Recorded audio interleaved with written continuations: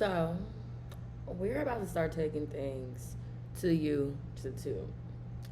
Um, yeah, y'all. So, you guys are about to get into my head a bit.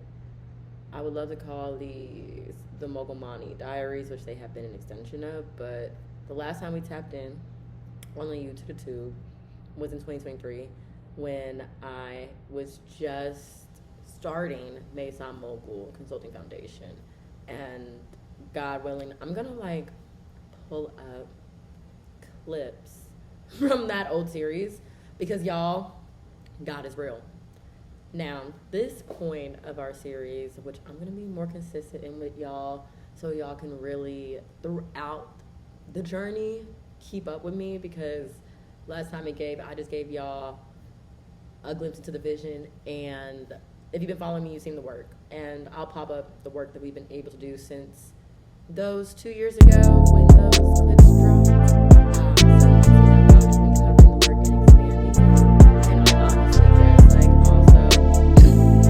In this era of influencing X, Y, and Z, I didn't feel the need to kind of track that beginning phase, especially when you're figuring out the business.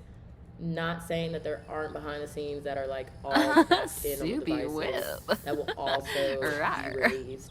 But in the space of protection of your idea, I just did not fully comprehend what system was making up through this Maison Mogul beta app. One, shout out to Ontario for OmniSuite for this amazing platform. This is built on top of Honey, because when I was studying Maison Mogul and the reference points, because one, we got to get back to talking about references. All the books are references. References are important. Maison Mogul has references from Euro nations, and in Europe, they've been doing this stuff for almost a decade, right? So there's references from where this came from, and also trajectories on how this type of work will impact the marketplace, right? So 3 years ago, I saw this with a $10 billion market cap just in creative management of chasing payments, staffing, providing resources and tools to creatives. And that's what Maison Mogul, in essence, was, a space to connect creatives, businesses, and resources.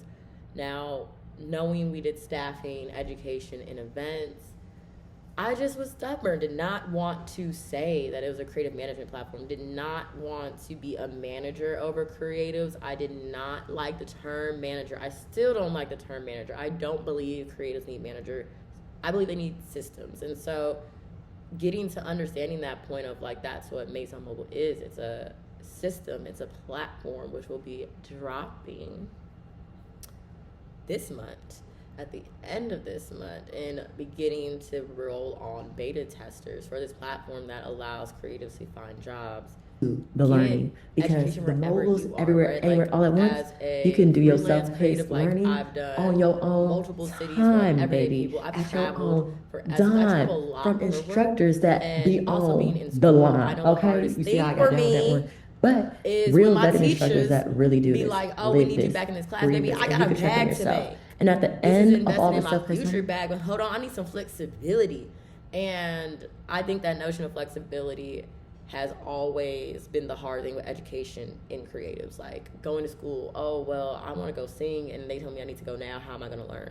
And, as we've seen the Megan Thee Stallions. We also have, other creatives that did the school, like at Harshi. We also have, those creatives that did school and their craft, but we shouldn't have to choose.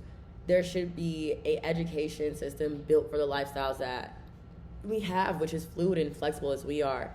And so after working, as I mentioned in my last series, talking about how I was working at Deloitte on HBCUV and building a virtual learning platform for HBCUs, wanted to do that for creatives.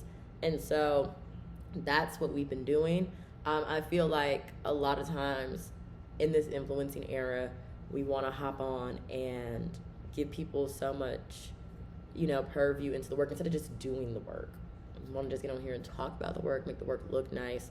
And sometimes you just have to go and do it. You'll always have content to make. It's not like there isn't tons of content that from the past 3 years we could just use now because it's just been stacking. But spending time to really understand what is this story that you're telling and sticking to it for a certain amount of time so you can really see if there's a story you want to tell as a creative, whatever you're building. Like, I'm building a tech platform and really a whole system management kind of thing we got here. But in anything, I think it's important to take the time to figure out this is what you really want to commit to. Like, I think a lot of times we be, you need to commit. Yes, I'm full commitment, but take the time as a creative to figure out if this is really what you want to do. Because, you feel me, like, when you commit, you want to be able to commit to a product or service or whatever your creation is that you can do for 10 to 15 years. Like, I feel like a lot of the creative journey, like, I feel like a lot of creatives are still in the essence of, like, they do music, but that's not their purpose. Or right now you see them doing fashion, but that's not their purpose. And you'll be able to understand when you reach your point of, like, maxing out your skill set, and when you're ready to start pivoting into figuring out your purpose, which is a whole different journey, which I think we need to talk to creatives more about, is that right now you may just be tracking your actual skill growth, which, for example, like, you can go and get a PhD, you can keep learning in economics until you die, right? Like, that's how I take our creative skill. Like, I can go and learn consulting for like 15 years at a company. I can go and be an artist, right, and learn painting for 15 years or singing for 15 years and become an expert in my craft. I feel like a lot of us have focused on becoming experts in our craft, and that's just school. And creatives, when you don't have school, you have experience, which is just life. So now you've dedicated 10 to 15 years of your life on perfecting a skill that's not your purpose. You need the skill set to figure out your purpose, but there has to be a point, just like in school, just like in anything, where you jump off the porch. You feel me? When you jump off of, I'm just a singer, when you jump off of, I'm just an artist, and when you jump off of that and you jump into who you are. We all need time to commit, right, to that skill set. You have to commit to at least 4 to 8 years in that skill set so you can become an expert and you have confidence in selling and sharing that skill set with the world. You have to become known in your skill set.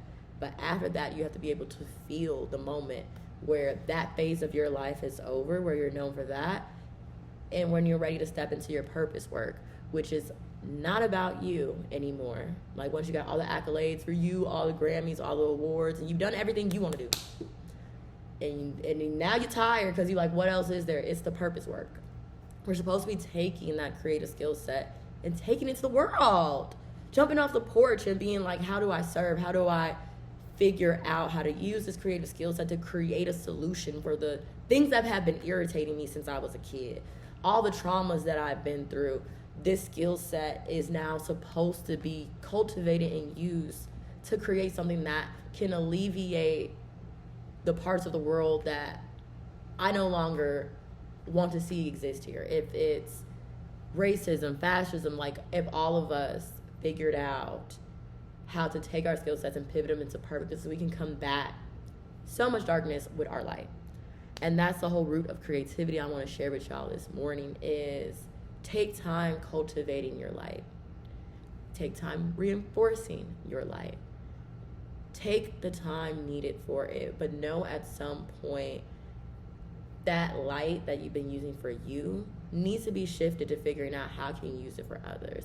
And that journey is a surrendering journey. It's a journey that needs to be handheld. It's a journey that's directly God sent and God led, and no one can tell you exactly how to navigate the purpose journey.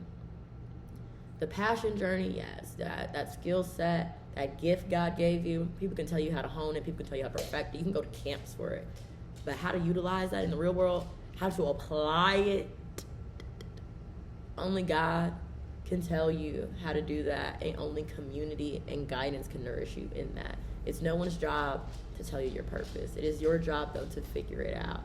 And so as we embark on this journey, you're going to be seeing me diving deeper into the purpose work that I've been doing for 3 years at Maison Mogul, but also we're going to be talking about turning your purpose to profit. And I'm so excited to be back with y'all. I love y'all. And stay tuned, Mookie Monks, Creative Family. I'm back. What? I got a lot to share.